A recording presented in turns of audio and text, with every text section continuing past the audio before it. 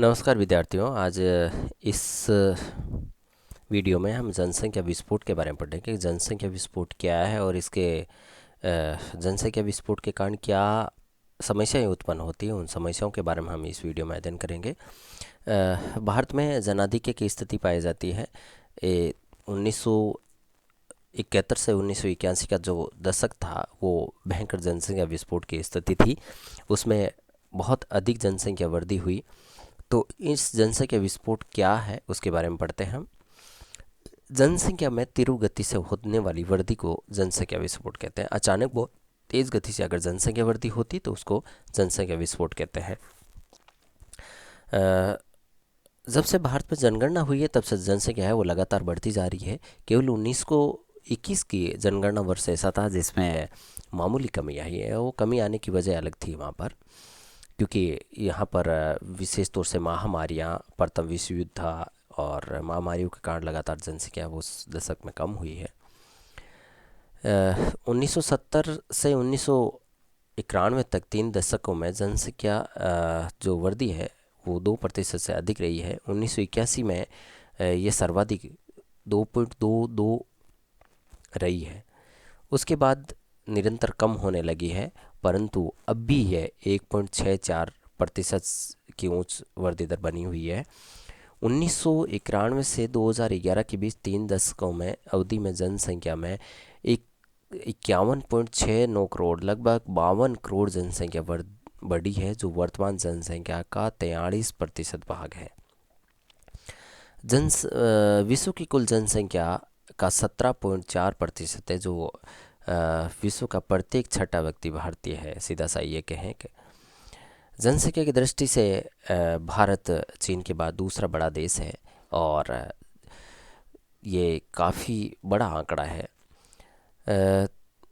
2001 में भारत और चीन के बीच जनसंख्या का अंतर है 23.8 करोड़ का था, जो 2011 में घटकर 13.1 करोड़ हो गया। और हो सकता है 2021 में जनसंख्या अगर जनगणना हो तो उसमें आंकड़े में बहुत कम परिवर्तन रहा हो, कम अंतर रहा हो। 2001 में 74.1 करोड़ थी, जो 2011 में 90.2 करोड़ हो गया। संयुक्त राज्य अमेरिका तीसरा बड़ा जनसंख्या वाला देश है, जो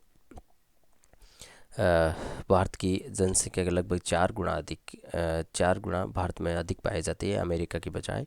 भारत की जनसंख्या संयुक्त राज्य America, Indonesia, Brazil, Pakistan, Bangladesh, Japan की जनसंख्या के बराबर है। जितने भी 6-7 अधिक जनसंख्या वाले देश हैं उन चीन को छोड़ के, उनके अलावा उनके बराबर पाई जाती है। अगर इन जनसंख्या विस्फोट की आंकड़ों के आधार पे ये एक देखें तो अगर यही जनसंख्या वृद्धि दर रही कि 2028 में जनसंख्या, भारत की जनसंख्या है वो चीन से अधिक हो जाएगी, एक आंकड़ा है। भारत जनसंख्या विस्फोट की स्थिति में है। अगर कुछ ठोस कदम नहीं उठाए तो इसके भयंकर परिणाम हो सकते हैं। हालांकि भारत सरकार ने कुछ जनसंख्या नीति लागू की है, उसके सकारात्मक परिणाम आने लगे हैं। साक्षरता बढ़ी है, फिर भी कुछ न कुछ जनसंख्या समस्याएं उत्पन्न हुई है। उन समस्याओं के बारे में हम अध्ययन करते हैं। बढ़ती जनसंख्या के कारण सीमित संसाधन है और जनाधिक्य की स्थिति है, इसलिए आर्थिक, सामाजिक, राजनीतिक, पर्यावरणीय समस्याएं उत्पन्न जरूर हुई है। उन समस्याओं के बारे में विस्तृत रूप से हम अध्ययन करते हैं कि अधिक जनसंख्या के कारण है प्राकृतिक संसाधनों पर दबाव बढ़ा है और उनका अनुचित शोषण होने लगा है, दोहन होने लगा है, जिसके कारण सामाजिक, आर्थिक, राजनीतिक, पर्यावरण संबंधी समस्या खड़ी हो गई है। कुछ महत्वपूर्ण समस्याओं में जिसमें पहली समस्या है तेज़ गति से जनसंख्या बढ़ना। मूल समस्या है क्योंकि मृत्यु दर बहुत कम है, जन्म दर ऊंच है, इसके कारण जनसंख्या बहुत तेज़ी से बढ़ी है। और पिछली सदी में विश्व जनसंख्या में 3 गुना वृद्धि आई है, भारत में जबकि 5 गुना वृद्धि हुई है। जनसंख्या विस्फोट ने पिछले 50 दशकों में प्राकृतिक संसाधनों पर बहुत दबाव डाला है और इसके कारण एक बड़ा जनसमूह भारत में एक समस्या का एक कारक है। अधिक जनसंख्या के कारण भारत में गरीबी और बेरोजगारी बढ़ी है। अभी भी भारत में 72% जनसंख्या गाँव में निवास करती है।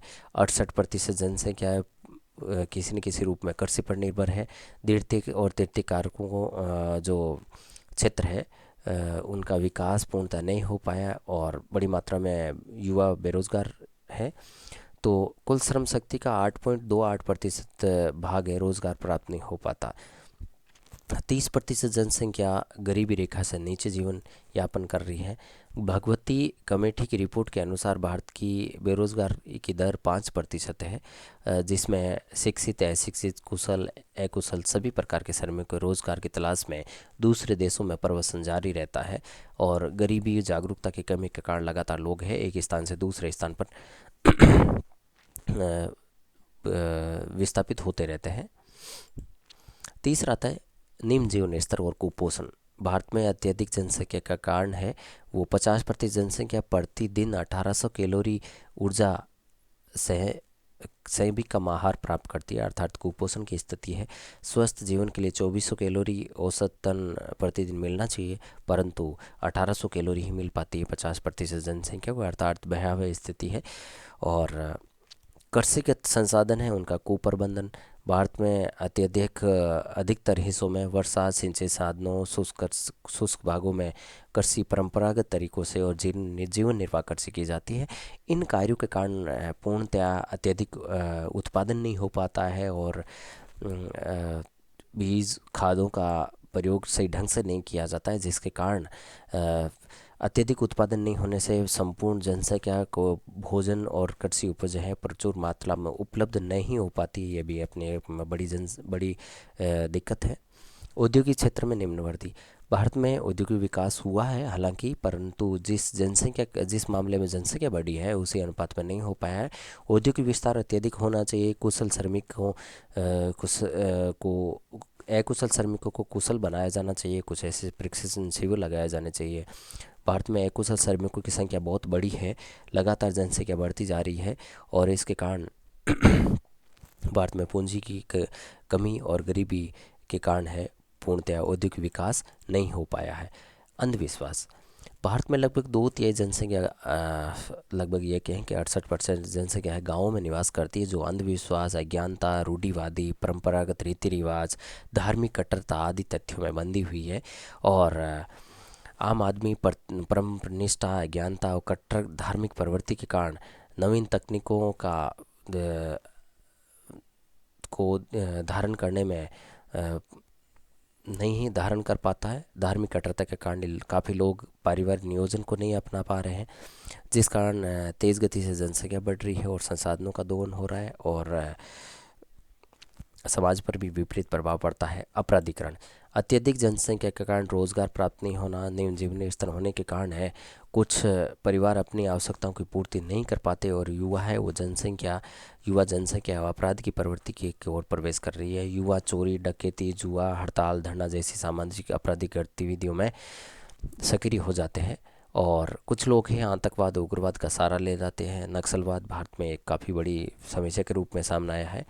हड़ताल एवं बंदी, बेरोजगारी, गरीबी, भूखमरी, कुपोषण, सामाजिक सुविधाओं में कमी के कारण है युवाएं अनुशासनहीन हो गए, और काफ़ी युवा जो हड़ताल और बंदी के कारण आज समस्या बन गई, और उत्पादकता और उत्पादन दोनों पर इसके कारण प्रतिकूल प्रभाव पड़ता है। पर्यावरणीय निम्नीकरण। बढ़ती जनसंख्या के कारण पूरा करने के कारण आवश्यकताओं की पूर्ति के कारण वनों का लगातार विनाश होता जा रहा है। मृदा अत्यधिक अनुपजाऊ होती जा रही है। पर्यावरणीय विभिन्न समस्याएं खड़ी हो रही है, जिसके कारण पारिस्थितिकी असंतुलन हो गया है। नगरीकरण, औद्योगिकरण, परिवहन के साधनों के विकास के फलस्वरूप पर्यावरण प्रदूषण बड़े पैमाने पर होने लग गया है।